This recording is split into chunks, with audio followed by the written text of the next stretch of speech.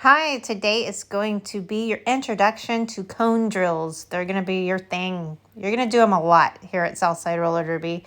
So our first cone drill is sticky feet. You know what sticky feet is? Set up cones 12 feet apart, 8 feet apart, 4 feet apart, whatever amount of space you have.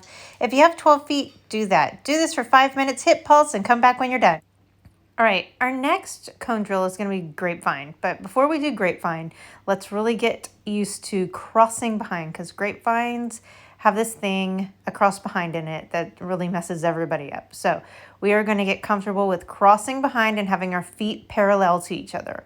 So cross behind, check your feet. Are they parallel? Great, you're doing it good. If you need to hang on to something while you're doing this, do that. So again, cross behind and step out, cross behind, step out. Remember, it's all about weight transfer. So be transferring your weight from one foot to the other. So practice this cross behind for 5 minutes, hit pause, and come back when you're done. Okay, now that you're acquainted with cross behind and having your feet parallel after that cross behind is planted down behind, we're gonna do the grapevine. The grapevine is a universal sports move. It's done in every sport. It's also done in roller skating. Now you're doing it with wheels on your feet. So you're just gonna cross. I want you to start your grapevines with the cross behind. So here I am doing it super slow. And okay, so let's start right here. I'm gonna commentate the whole thing. So I'm low, cross behind, step out, cross in front, step out, and touch the cone. The reason why I say start with that cross behind, if you start with the cross behind, you'll only have to do that one cross behind in the whole movement from cone to cone. If you want to do cross in front, if you want to do start with cross in front, go for it. I like to start with cross behind just so I can get it out of the way because it's the hardest part of the move. So do this for 5 minutes, hit pause, and come back to me when you're done.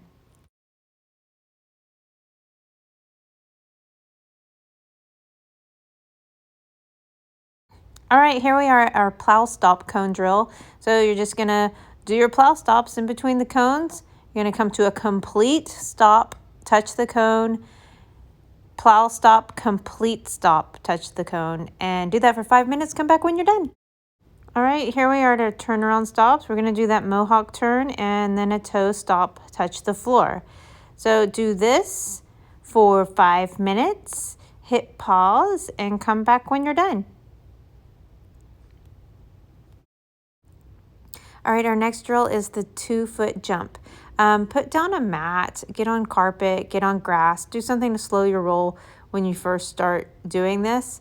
There's 3 positions. Position 1 is down, arms out. Position 2 is arms into your chest. And position 3 is back with your arms out. So I'm going to count it here. So let's do it. 1, 2, 3.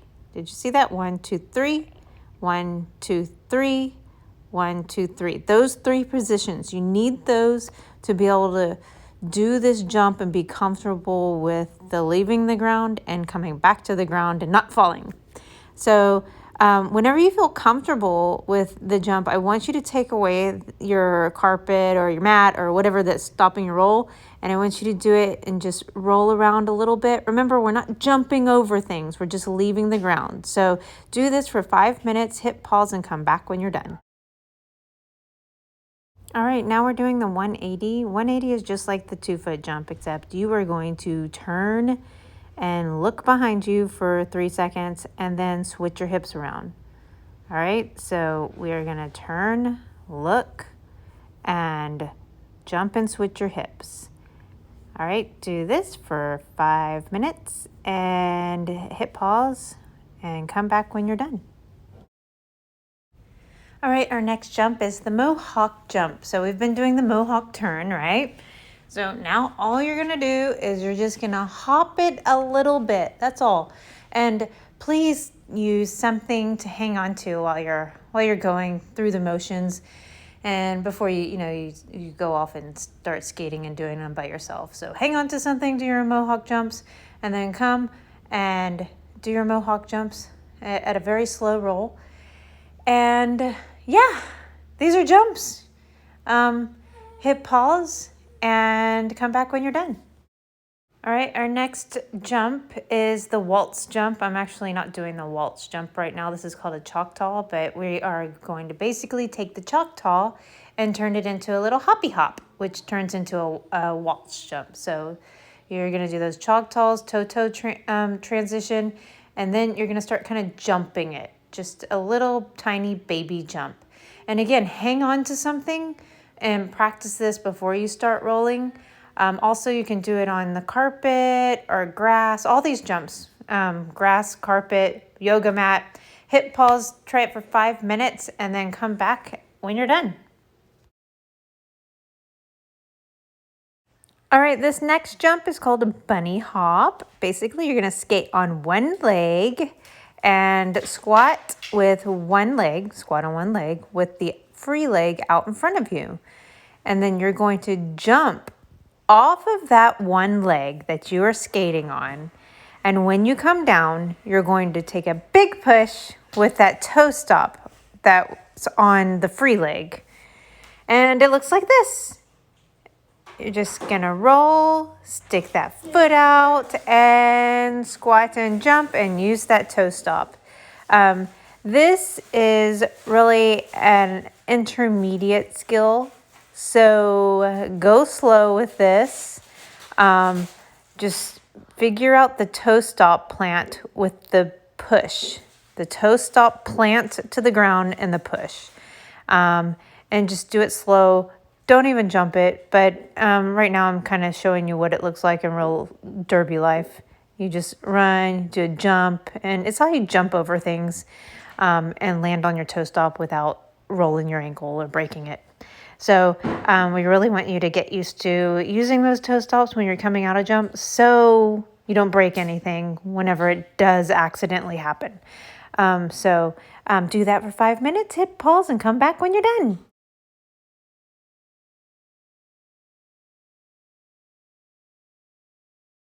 Our next jump is a mapes. A mapes is what you do, well, in derby, a mapes is basically you're skating backwards and you turn forward on your toe stop and take a push.